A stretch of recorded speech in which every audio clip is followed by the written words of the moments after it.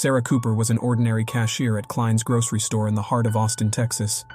She was friendly, punctual, and her warm, sun-kissed smile was often the highlight of many customers' mundane shopping routines.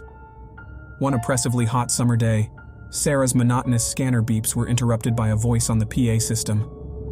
"Sarah, could you help out in the back? The truck's here with today's shipment," it boomed.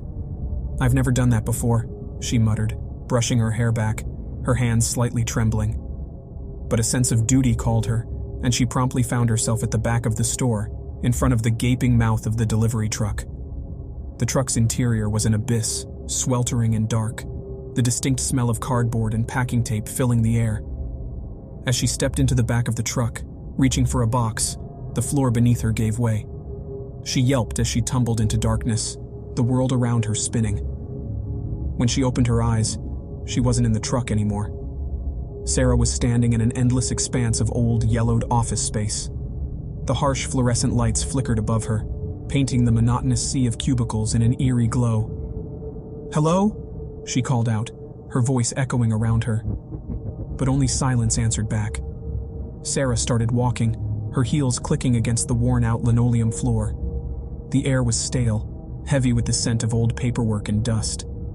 It was like the backrooms of the store, but it stretched on forever.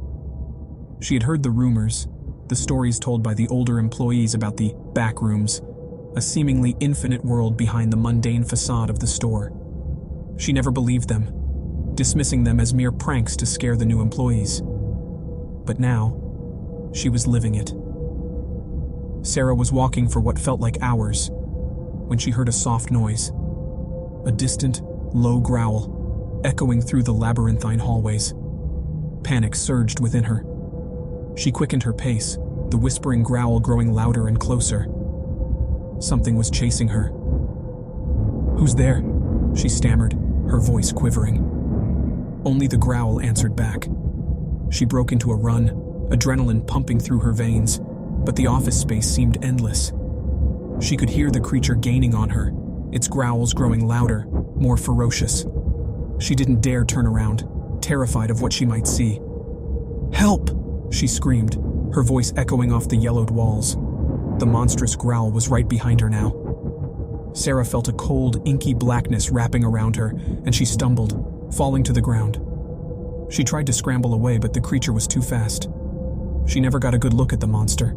It was all too sudden. All she could see were its eyes, glowing, predatory, and merciless. The last thing she felt was an icy chill as the monster's jaws closed around her. And then, there was nothing. The next day, at Klein's grocery store, the manager found Sarah's apron lying on the floor of the truck. But there was no sign of Sarah. The police were called, searches were conducted, but no one could explain her sudden disappearance. "Maybe she's in the back rooms," one of the older employees whispered to another. But his words were dismissed as mere superstition. After all, there was no such thing as an infinite labyrinthine office space hidden behind the walls of a grocery store. There were no monsters lurking in the shadows. Such things only existed in scary stories, and not in their ordinary mundane world. But Sarah's vacant cash register and the lingering silence where her laughter once echoed suggested otherwise. Days turned into weeks, and weeks into months, but there was no sign of Sarah. The mystery of her disappearance lingered in the air, hanging over Klein's grocery store like a dark cloud. It affected everyone, the cheery chatter and laughter replaced by hushed whispers and somber silences. Customers began to shop elsewhere, employees quit, spooked by the unexplained mystery. Yet the elderly owner, Mr. Klein, refused to close the store, holding on to a glimmer of hope that Sarah might return.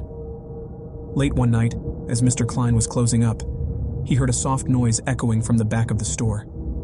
Startled, he followed the sound, only to find the PA system buzzing with static.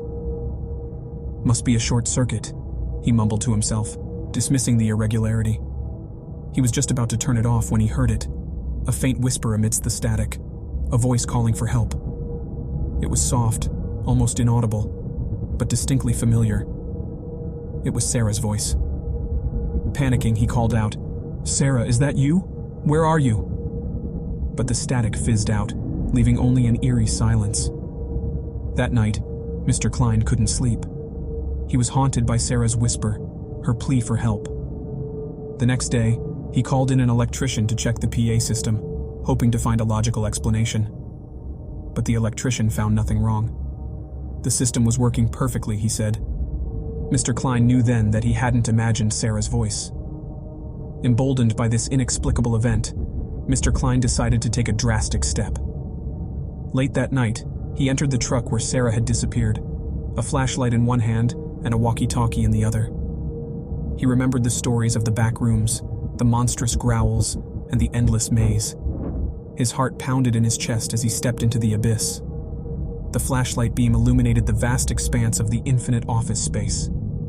It was just as Sarah had described, an endless sea of cubicles bathed in flickering fluorescent light, the air heavy with the scent of old paperwork and dust. As he ventured deeper into the back rooms, he began to hear the distant growl. It was an ominous sound, echoing through the maze of cubicles. Fear gripped him, but he forced himself to continue, his mind fixed on Sarah. The growl grew louder as he ventured further, the monstrous presence always just out of sight. He could feel it, watching him, stalking him from the shadows. But he didn't run, didn't give in to fear. Instead, he called out into his walkie-talkie. "Sarah, can you hear me? It's Mr. Klein. I'm here to help you." The growl suddenly stopped. Silence fell over the back rooms, a silence so complete it was deafening. And then, through the static of the walkie-talkie, he heard a whisper. "Mr. Klein, help."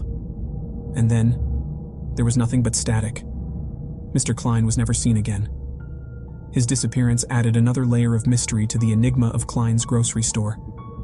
In the days that followed, the store was finally closed. The eerie stories of the back rooms and the monstrous entity dwelling within it lived on, becoming the stuff of urban legends whispered around campfires. When you subscribe, be sure to click the notification bell. Click here for more true scary stories.